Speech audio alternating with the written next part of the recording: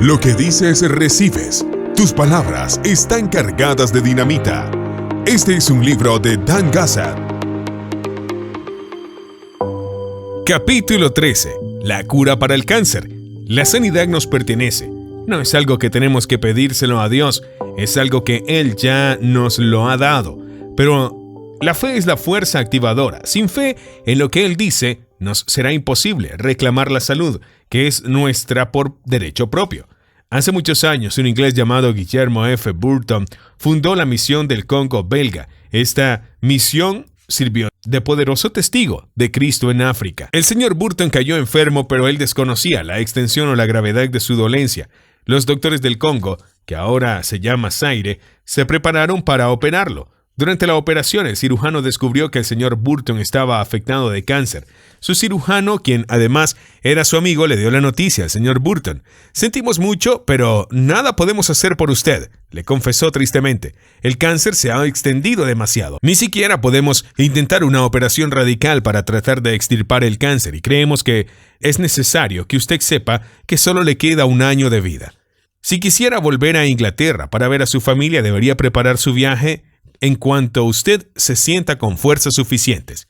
Guillermo Burton estuvo de acuerdo en esperar 1 mes o más para volver a Inglaterra.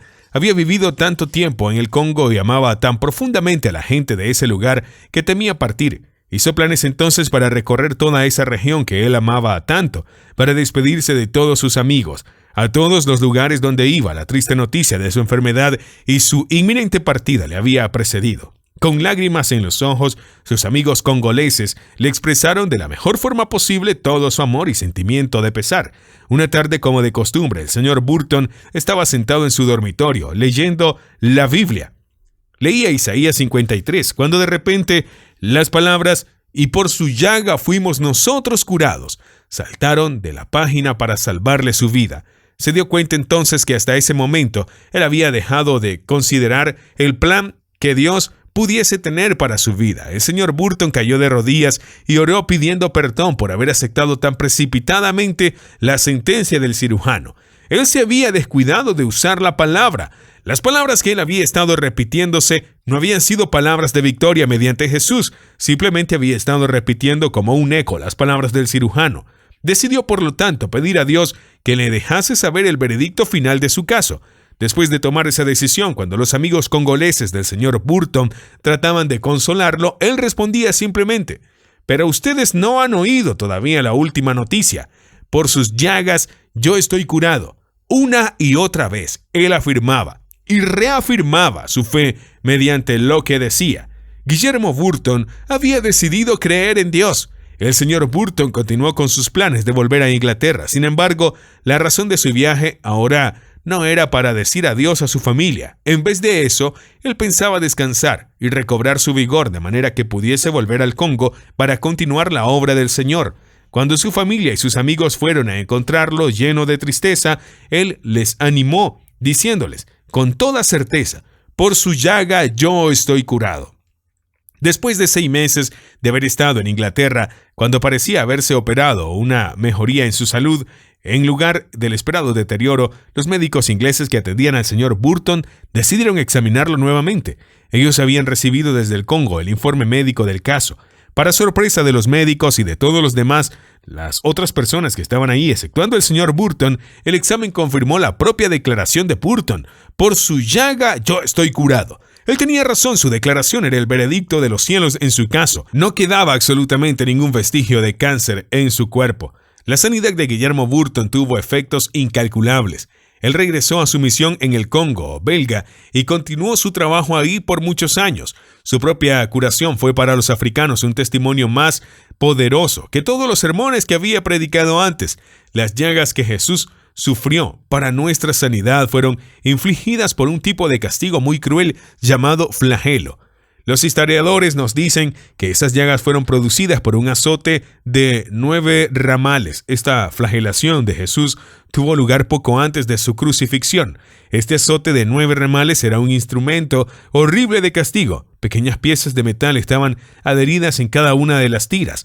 La flagelación romana con este látigo sobrepasaba cualquier método de castigo. Eso era, si es posible, peor que ser clavado en una cruz y dejado allí para morir.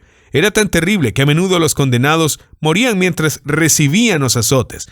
A nuestro Salvador le ataron las manos por encima de la cabeza. Luego, un vigoroso soldado romano con todas sus fuerzas azotó a Jesús con ese látigo. 39 veces este azote de 9 ramales del centurión romano, la carne de nuestro Señor la arrancó hasta que sus costillas y los huesos de la espalda quedaron a la vista. Con aquellos 39 azotes que laceraron su espalda, Jesús tomó para sí nuestra miseria, nuestro dolor y nuestras enfermedades. Él sufrió la agonía de todas las enfermedades conocidas. Sufrió para que el sufrimiento de cada uno de nosotros fuese aliviado, a fin de que pudiésemos decir, por sus llagas yo estoy curado. Esta sanidad no es algo que va a suceder si tú pronuncias las palabras o si oras. Eso es algo que ya ha sido hecho. Exactamente como cuando fuiste salvado en el minuto en que aceptaste el sacrificio de Jesús en la cruz. De igual manera, serás sanado en el minuto en que tú realmente veas que Jesús ya ha pagado el precio por tu sanidad. La flagelación y crucifixión de Jesús no fueron agradables, fueron actos inhumanos, que podrían ser calificados como bestiales. Lo que deberíamos comprender siempre, sin embargo, es que desde su temprana edad Jesús sabía cuál sería su fin en este mundo. A pesar de ello, nos amó tanto que caminó resuelto a la cruz, para que nosotros, los que le pertenecemos a Él, pudiésemos decir una y otra vez que por su llaga yo soy curado. Enrique Gallers de Wanganui, Nueva Zelanda, me contó esta triste historia cuando estuve últimamente en ultramar dirigiendo cruzadas. El 25 de abril de 1952, algunos creyentes estaban celebrando una reunión de muchas horas. Esta es una clase de reunión que siempre sigue a una reunión de tipo formal. El ministro había hecho énfasis esa noche sobre el Espíritu Santo. Se había recalcado que no hay un maestro tan poderoso como el Espíritu Santo. Solo Él sondea las profundidades de Dios y nos las revela. Un joven de 15 años había recibido el Espíritu Santo y la alegría reinaba en la congregación. Sin embargo, cuando la madre del muchacho estaba contemplándolo, observó con inquietud que el muchacho no estaba contento y que su rostro pálido denotaba languidez y pena. Ella comenzó entonces a preocuparse por la apariencia nada normal de su hijo. Más tarde, ese muchacho nos explicó lo que le había sucedido. Cuando él había estado reflexionando sobre el gran sacrificio que Jesús había hecho por él, tuvo una visión de la flagelación de Jesús. Por eso es que él no se sentía feliz. Él había visto a nuestro Señor amarrado, colgando de las muñecas, suspendido de manera que sus pies apenas sí tocaban el suelo. Él vio al soldado infligiendo a Jesús el primer azote con aquel látigo. Este joven, como muchas otras personas, había tenido la idea que debido a que Jesús era de carácter dulce, su apariencia debía haber sido la de un hombre de constitución delicada y frágil. Pero eso no es verdad. Para andar toda la distancia que Jesús recorrió por aquellos cerros de Galilea, llenos de polvo y soportando calor intenso, se necesitaba tener una constitución fuerte y saludable. Además, a veces la gente olvida que Jesús tenía solamente 33 años cuando fue crucificado. En su visión, el muchacho vio las espaldas vigorosas y los hombros recios de Jesús, con una musculatura tan fuerte que le permitió cargar aquella cruz tan pesada. Sin embargo, a pesar de la fortaleza de su cuerpo, aquel látigo de 9 ramales hirió sus espaldas y le produjo el mismo dolor que tú o yo hubiésemos sufrido en ocasión semejante. El látigo del soldado romano dejó ese día en las espaldas de Jesús un profundo surco, cortó su carne y derramó su sangre. Pero Jesús pudo soportar toda esa flagelación. El conocimiento previo que el muchacho tenía sobre la flagelación de Jesús era muy limitado. Cuando se arrodilló para orar, ni siquiera tenía idea de lo que era una flagelación. Inesperadamente, sin embargo, justo ante sus ojos cerrados apareció la simbólica visión en el nivel espiritual de lo que había sucedido hacía tantos siglos. Con los ojos de la imaginación, vio una gran muchedumbre de pie en el lugar. No era una muchedumbre como aquella que había presenciado realmente aquel castigo en Jerusalén. En vez de eso, lo que él vio fue una gran cantidad de personas que estaban lisiadas o enfermas. Algunas de ellas tenían muletas y otros se sostenían por otros medios. Él solo presenció uno de los 39 golpes que recibió nuestro Señor. Pero así que el látigo rebotaba después de aquel golpe cortante. Pedazos de carne y chorros de sangre se esparcían por sobre la muchedumbre. Milagro de milagros, y con toda la gloria para Dios. En cualquier parte en que la partícula más pequeñita de carne o la más leve gota de sangre cayese, la persona sobre la cual caía era instantáneamente curada y sanaba completamente. Esas personas arrojaban sus muletas y se ponían a caminar demostrando que se había curado. Allí aparecería el cuerpo quebrantado. Allí estaba la sangre derramada para que ellos se curasen. La gota más insignificante de sangre que se pueda imaginar proveniente de aquel golpe estaba llena del poder de sanar. Cuando tú piensas que Jesús soportó no uno, sino 39 azotes que le hicieron llagas y todo lo que él sufrió y aceptó con resignación, puedes comprender entonces la causa del poder de sanidad que aún fluye para todos los que simplemente digan con toda su intención: por su llaga estoy sano. La visión que tuvo el muchacho fue simbólica. La multitud que él vio no era la multitud que realmente presenció la flagelación de Jesús. Nosotros estábamos entre los enfermos y lisiados que fueron curados por sus llagas. Cuando el muchacho se puso de pie, la alegría inundaba su faz. Nunca más se angustió por la sangre y las heridas abiertas de Jesús. Él pasó a pensar únicamente en el amor que Jesús tiene para nosotros, puesto que al permitir que su sangre se derramase, Él nos ofreció la sanidad a todos nosotros. Mucha gente puede pensar que yo he exagerado el texto: por su llaga estoy sano. Pero a este respecto yo sé dos cosas. Primero, que esto es lo que la Biblia dice. Y segundo, si tú eres hijo de Dios, debes de decir lo que dice la Biblia, a fin de que puedas conseguir los resultados que promete la Biblia. Debes poner tu creencia en palabras, puesto que Jesús tuvo tanto amor por mí hasta llegar al extremo de someterse a esa cruel flagelación y dejar que su cuerpo colgase de aquella cruz tosca al pie del monte Calvario. Yo he decidido seguirlo. Yo sé que por esa adhesión Él me conducirá no solamente aquí por corto tiempo, sino, lo que es más importante, para después de esta vida, por toda la eternidad.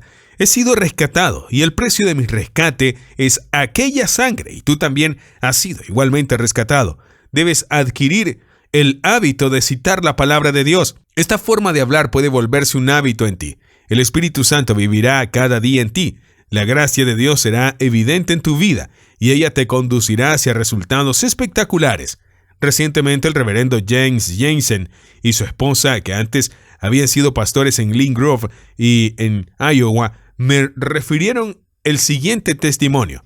Una tarde, nosotros tres, mi esposa y yo, y nuestra hija de 14 años, estábamos sentados en la sala de nuestra casa hablando acerca de la bondad de Dios y rindiéndole culto en alta voz mientras hablábamos de Él. Esther, nuestra hija, estaba sentada en su silla de ruedas. Había padecido de tuberculosis de los huesos durante 2 años. Por sus úlceras abiertas desde el tobillo hasta el muslo aparecían los huesos en algunas partes. Había guardado cama por más de 1 año y a menudo se le ulceraba la piel en diversas partes del cuerpo. En esos días en que ella estaba experimentando una mejoría temporaria, había podido levantarse para sentarse en la silla de ruedas y permanecer allí la mayor parte del día. En ese preciso momento no estábamos realmente orando por la recuperación de Esther, aun cuando ya lo habíamos hecho en ocasiones anteriores. En aquel momento estábamos simplemente diciéndole al Señor nuevamente cuán felices éramos por tener el privilegio de pertenecer a Él. Sin pensarlo, tuvimos el ímpetu de acercarnos a la silla de Esther y poner las manos sobre su cabeza. Aquella tarde la manifestación del Espíritu Santo fue tan real para todos nosotros que llegamos a percibir su presencia allí en la sala. Inmediatamente sentimos que algo maravilloso estaba sucediendo en nuestras vidas. A partir de aquella tarde, comenzamos a notar continuos cambios en Esther. Ella no se sanó dramáticamente de un momento al otro, pero Dios ciertamente se hizo cargo de su curación. Las úlceras comenzaron a sanar hasta que todas se cerraron completamente. Al final pudo dejar la silla de ruedas y caminar por toda la casa. Luego, para la gloria de Dios, llegó el día en que pudo prescindir absolutamente de todo apoyo y reintegrarse a las actividades normales de una jovencita de 14 años. Las cicatrices todavía están ahí para que recordemos la misericordia de Dios, pero actualmente Esther está saludable, gozando de felicidad en su matrimonio. Ya es madre de nuestros 2 nietos. ¿Se imagina usted cuán incesantemente alabamos al Señor? ¿Cómo le gusta a Dios oírnos decir las palabras que reflejan su bondad hacia nosotros y declaran nuestra lealtad y obediencia a Jesucristo, nuestro Señor y Salvador. Tú puedes leer las grandes verdades de la palabra, verdades que prometen que la salud y la sanidad pueden ser tuyas. Puedes decir: yo creo que ellas son verdaderas. Debes reclamar estas promesas para ti mismo y actuar de acuerdo con ellas y hablar respecto de ellas, a fin de obtener el beneficio anhelado. Dios puso tus enfermedades sobre Jesús, quien llevó él mismo nuestros pecados en su cuerpo sobre el madero, para que nosotros, estando muertos a los pecados, vivamos a la justicia, y por cuya herida fuisteis sanado. Él dice: tú fuiste sanado. Tiempo pasado. Tú has sido ya sanado, por lo tanto no tienes enfermedades. Posees salud. Por ejemplo, tu artritis no es nunca más tuya, pues pertenece al diablo. Satanás trajo el pecado y las enfermedades a este mundo, pero él tiene que someterse a la autoridad del nombre de Jesús y la enfermedad debe desaparecer. Él no puede poner sus dolencias sobre ti por más tiempo. Si tú eres creyente, nacido de nuevo, puedes con toda confianza exclamar: por su llaga yo soy sanado. Lo que tienes que hacer después que te han impuesto las manos. 1. Tú has actuado de acuerdo con las palabras de Jesús, y estas señales seguirán a los que creen. Sobre los enfermos pondrán sus manos y sanarán. Marcos 16, 17 al 18. Tú como creyente puedes haber puesto tus propias manos sobre ti mismo para curarte, u otro creyente puede haber puesto las manos de él sobre ti para tu sanidad. En cualquiera de los dos casos puedes tener la gran seguridad de que se realizará lo que Jesús ha prometido, porque Él está atento a que su palabra se cumpla. Esta es una promesa muy positiva. Tú sanarás. Jesús no dijo: tú podrías sanar, o espero que te sanes, o es posible tu mejoría. No, sin restricciones, Jesús declaró: tú sanarás. Alabado sea el Señor, porque te estás recobrando ahora. 2. Si no has recibido un milagro instantáneo, no te descorazones. Cuando Jesús anduvo por este mundo, sanó a la gente de diversas maneras. Muchos fueron sanados instantáneamente. Otros fueron sanados gradualmente. Ya sea que tú sanes inmediatamente o que tu mejoría se presente en forma gradual, puedes continuar tu camino alabando su nombre con la completa seguridad de que Él está cumpliendo su palabra contigo. 3. Comienza confesando tu sanidad. Yo estoy sanando. Jesús así lo dijo. Y yo creo en su palabra. Yo no me preocupo de cómo luzco, cómo me siento o cómo otros piensan en cuanto a lo que yo parezco. Yo he aceptado la palabra de Jesús y me estoy sanando. 4. Santiago, en el capítulo 1 de su libro, declara que cuando pides algo a Dios, debes pedirlo con absoluta fe, no dudando nada, porque el que duda, no piense pues, quien tal haga, que recibirá cosa alguna del Señor. Cosa alguna incluye la sanidad. Tu papel en este drama de la fe es poseer una confianza inquebrantable de que el Señor cumplirá su palabra. Si tú vacilas en la fe, entonces te niegas a ti mismo la sanidad del Señor. No vaciles cuando confieses tu fe. Confiesa que por su llaga yo estoy curado. 5. Hasta que tu sanidad se haya manifestado completamente, te verás envuelto en una lucha de fe. No es esa una lucha contra Dios o su palabra, sino una lucha contra el ladrón que vino a matarte, robarte y destruirte. Juan 10:10. En este conflicto, usa las armas que se vuelven poderosas ante Dios para librarte de las fuertes ataduras de Satanás. Confiesa sin vacilar, con todo arrojo: por sus llagas yo estoy curado. 6. Actúa como si estuvieses mejorando. Comienza a hacer cosas que no podías hacer antes. Ensalza al Señor porque estás mejorando. Cuando otros te pregunten por tu salud, simplemente particípales el hecho de que estás recobrando tu salud porque Jesús así lo dijo. 7. El diablo no quiere que te mejores. He aquí cómo tratarlo. Satanás, yo te reprendo en el nombre de Jesús, porque está escrito: sobre los enfermos pondrán sus manos y sanarán. En el poderoso nombre de Jesús, yo estoy recuperando mi salud. 8. Dios no hace excepción de personas. Millares de personas han sido curadas mediante el ministerio de la imposición de manos. Lo que Dios ha hecho por otros lo está haciendo por ti también. Ensálzalo a Él por tu recuperación.